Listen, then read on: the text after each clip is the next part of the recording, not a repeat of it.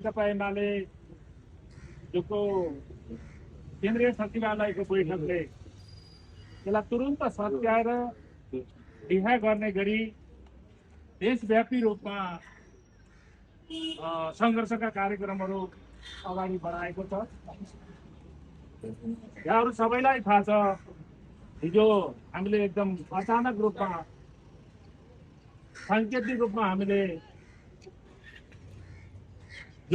मसाल जुलुस प्रदर्शन कार्यक्रम आयोजना गर्यौं र आज यो केन्द्रीय घोषित नीतिका आधारमा कार्यक्रमका आधारमा हामीले देशव्यापी रूपमा जिल्ला प्रशासन कार्यालय मार्फत हामीले हाम्रो पार्टीको तर्फबाट विरोध पत्र बुझाउने कार्यक्रम सम्पन्न गरिसकेका छौं। यो सरकार बनिसके पछाडि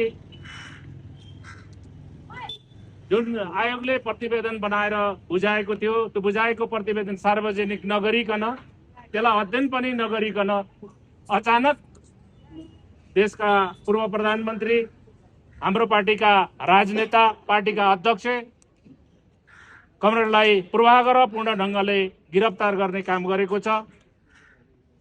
यो लोकतान्त्रिक शासन व्यवस्था विरुद्धको कदम हो।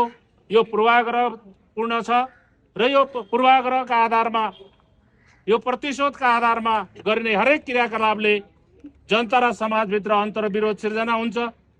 त्यसले समाजलाई अराजकतातिर चाहिँ लैजान्छ।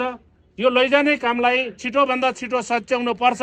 यदि सच्याइएन भने, यदि सच्याउने काममा यो सरकार तयार भएन भने देशभरि अराजकतापूर्ण हिंसात्मक बन्ने अवस्था बन्न सक्छ भन्ने कुरालाई खबरदारी मार्फत, हाम्रो आन्दोलन मार्फत र हामीले गर्ने हरेक क्रियाकलाप मार्फत हामीले अहिले खबरदारी गर्नका निम्ति र त्यसप्रति ध्यानाकर्षण गर्नका निम्ति र छिटोभन्दा छिटो गरेका निर्णयहरू सच्याएर त्यसलाई उपयुक्त कानुनी आयोगको एउटा सर्वसम्मत र स्वतन्त्र आयोग मार्फत यो प्रक्रियालाई अगाडि बढाउने र विधिको शासनलाई स्थापित गर्ने काममा यो सरकारले यथाशीघ्र कदमहरू अगाडि बढाओस् भन्ने उद्देश्यका साथ हामीले यो कार्य अगाडि सारेका छौं।